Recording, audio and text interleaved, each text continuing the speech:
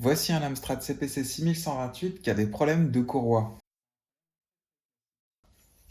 La courroie, c'est un élastique qui est dans le lecteur de disquette et elle finit par se détendre parce que c'est du caoutchouc. Et là, vous voyez, il y a marqué Disk Missing. Or, j'ai mis la disquette. Des fois, si j'insiste, si j'enlève la disquette et que je remets, au bout d'un moment, ça peut fonctionner. Alors, ça dépend des disquettes. Mais là, par exemple, je viens d'essayer Coldron, ça marche pas. Tossetti, c'est parti.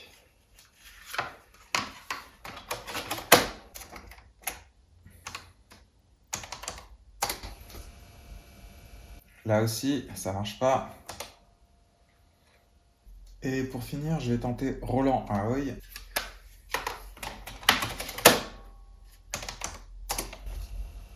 Là aussi, Disk Missing.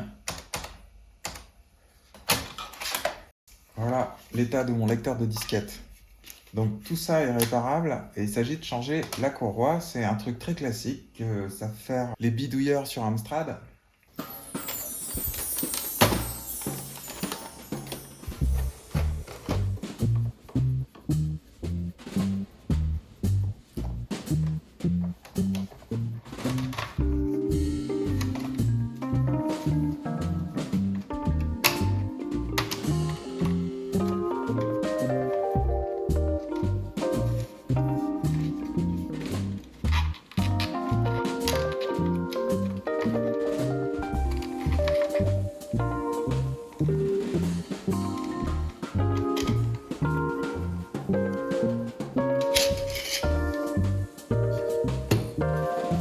Donc la courroie qui est distendue, elle se trouve ici.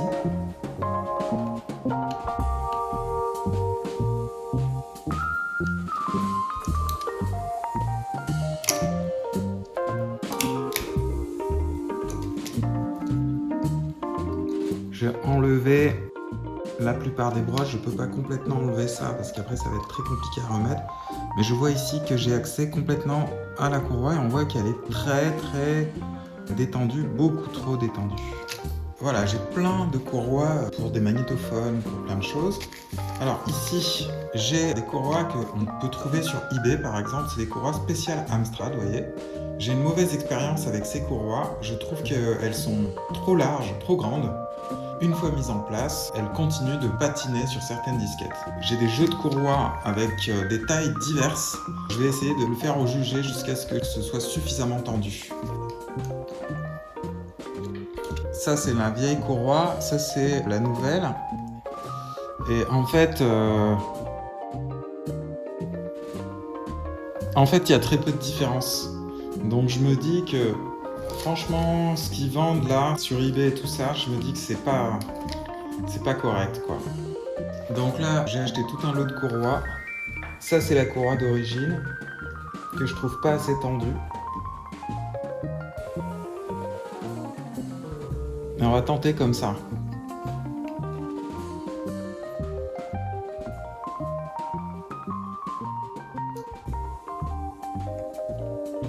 C'est beaucoup plus tendu.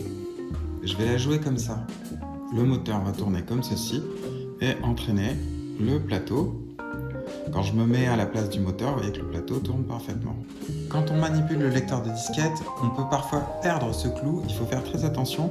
Il permet de détecter la lecture-écriture sur les disquettes. Donc ici, je vais le disposer à l'intérieur. Voilà, ici. Le clou va appuyer sur ce petit interrupteur. J'ai verrouillé la disquette. Quand le trou est apparent, comme ça veut dire qu'on n'a pas le droit d'écrire. Donc là, hop, je mets la disquette ici. Ici, en fait, le clou il passe au travers. Donc ça ne va pas appuyer sur l'interrupteur. Donc ça interdit l'écriture. Maintenant, si je fais l'inverse, si je prends ma disquette et ici que je ferme la languette, et donc cette fois-ci le clou appuie sur l'interrupteur et donc la disquette va autoriser l'écriture.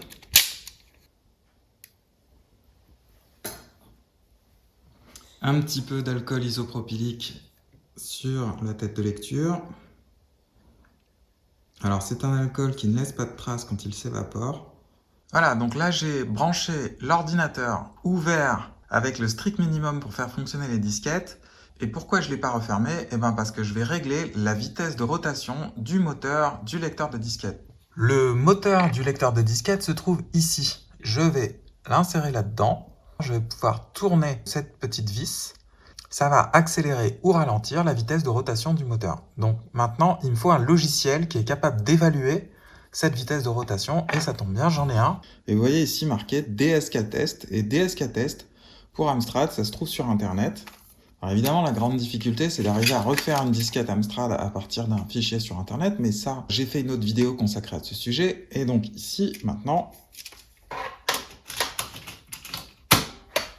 la question est, est-ce que la courroie est mise en place?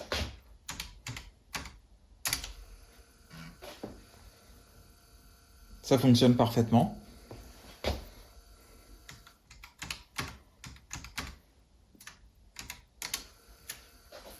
Je lance le programme. Donc ici, ce qu'il faut que je fasse, c'est que j'appuie sur la touche 5 qui permet de mesurer la vitesse de rotation du moteur. Donc j'appuie sur 5.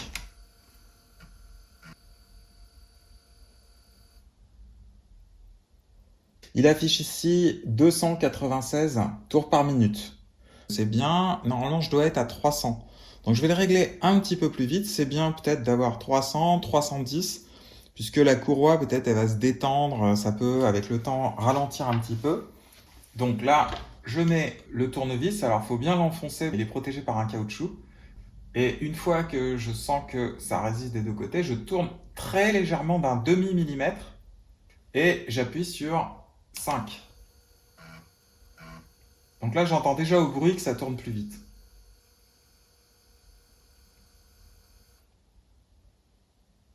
Là, je suis à 308. Ah, c'est parfait ça.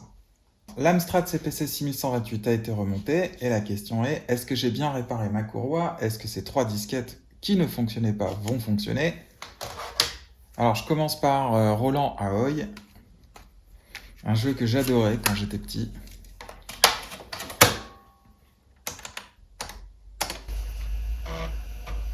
Alors déjà, vous avez vu qu'il n'y a plus le message Disk Missing. J'obtiens le catalogue. Je fais disque.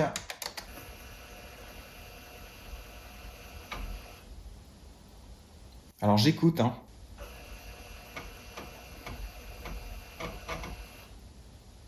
Bon, ça c'est bien. C'est bon pour Roland Ahoy. On va essayer une autre disquette. Tossetti, jeu génialissime, avec ici son petit manuel. Bon, tout ça, vous le savez, c'est des trésors. Donc là, Tossetti, un jeu que j'adore. Alors ils disent Run Disk, mais je vais quand même faire le catalogue. Voilà, la courroie, ça change tout.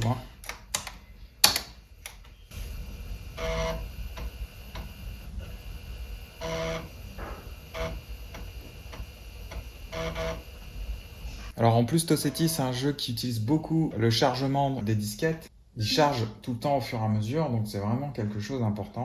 Il faut que la disquette marche.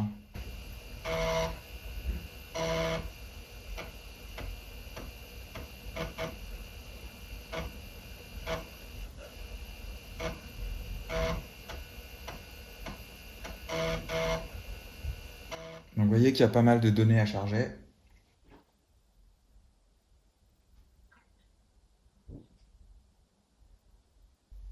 Ok, là je me souviens qu'il faut écrire launch.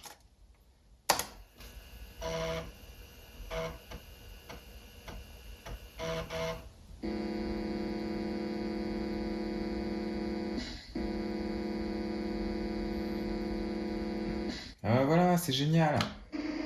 Voilà, je vais commencer à tout péter, c'est parfait. Bon, normalement c'est un jeu de stratégie, c'est pas un jeu de baston, là j'y vais comme un con. Donc ok, là ça marche. Allez hop, reset. Donc maintenant je vais tenter Cold Run.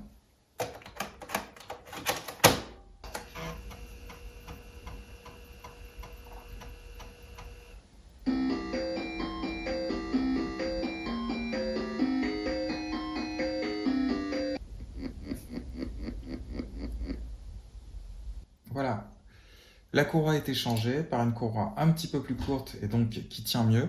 Et j'ai nettoyé la tête de lecture et j'ai réglé le nombre de tours par minute à 308 tours par minute, ce qui est parfait. Donc maintenant, j'ai plus qu'à jouer à ces jeux vraiment chiants. Voilà, j'ai plus qu'à vous dire à la prochaine vidéo. Salut!